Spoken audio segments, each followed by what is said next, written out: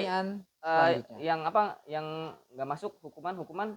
Oh iya ya, Nggak belum ada? dong, Oh, belum ada? dong, Oh, belum coba dong. gimana? Nah, ini terkait keterlambatan. Oke.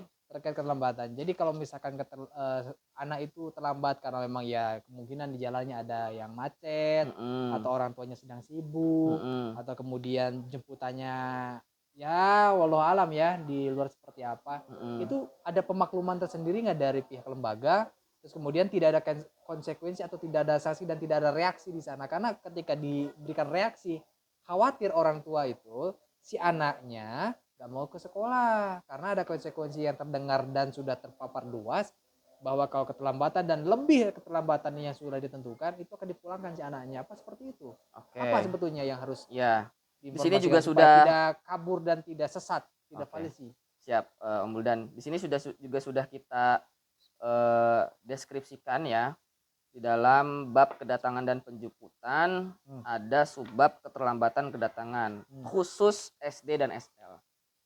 Jadi TK karena memang masih proses pengenalan tadi, ya, jadi tidak terlampau ditekankan. Tapi untuk SD dan SL, di sini kalimatnya seperti ini. Jika murid terlambat lebih dari pukul 7.15, maka kepulangan murid tersebut maka pada saat kepulangan murid tersebut menjalankan konsekuensi harian. Ada dua bentuk konsekuensinya. Pertama, bentuk konsekuensi. Konsekuensi ini kadang-kadang dianggap orang itu sebagai suatu aspek yang menyeramkan. Harusnya mendidik. Padahal konsekuensi itu kan sebab akibat. Antum lah, dirimu lapar. Mohon maaf ya pakai antum ana ya. Ya nggak apa-apa juga sih ya. Kita. Dirimu lapar. Konsekuensinya?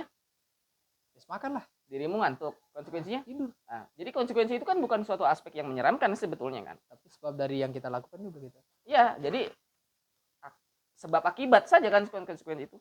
Nah, untuk anak yang terlambat supaya dia tahu sebab akibat, hukum sebab akibat, maka perlu ada konsekuensi. Iya.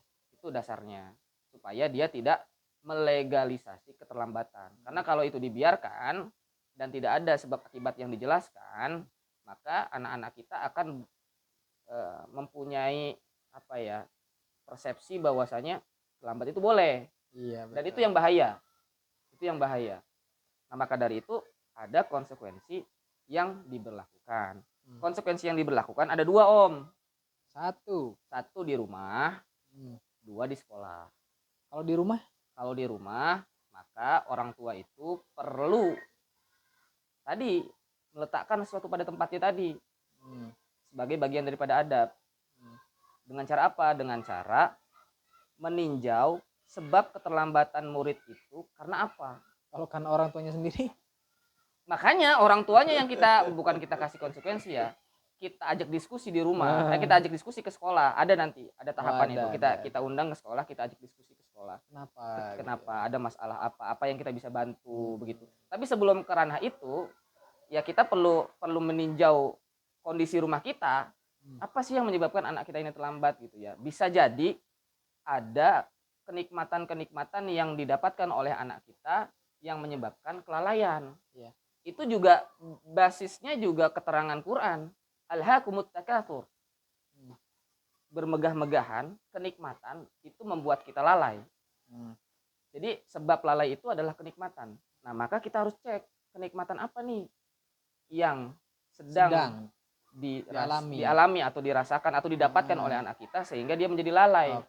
Misal bangun beres subuh tidur lagi atau tidurnya kemalaman karena begadang main gadget. Berarti kan itu ada kenikmatan bukan belajar. Berarti kan ada kenikmatan yang sedang diraih atau dialami oleh anak-anak kita yang menyebabkan lalai. Maka hal tersebut harus kita cabut kenikmatannya supaya kelalaiannya tidak berlanjut. Ya, tapi itu bukan reaksi ya, tapi memang sebuah kebutuhan. Sebuah akibat dari sebab. Begitu. Itu di rumah, Om. Kalau di sekolah? Kalau di sekolah kita akan melakukan konsekuensi berupa anak pendisiplinan positif, yaitu dengan cara anak terlambatnya berapa lama. Maka ada batas minimum nggak? Maksudnya? Ya keterlambatan toleransi mungkin ya? Ya misalkan wah ini mah cuma 2 menit, udah nggak apa-apa. Ya 5 menit bukan nggak apa-apanya sih, tapi kita tanyain tetap kenapa kamu terlambat.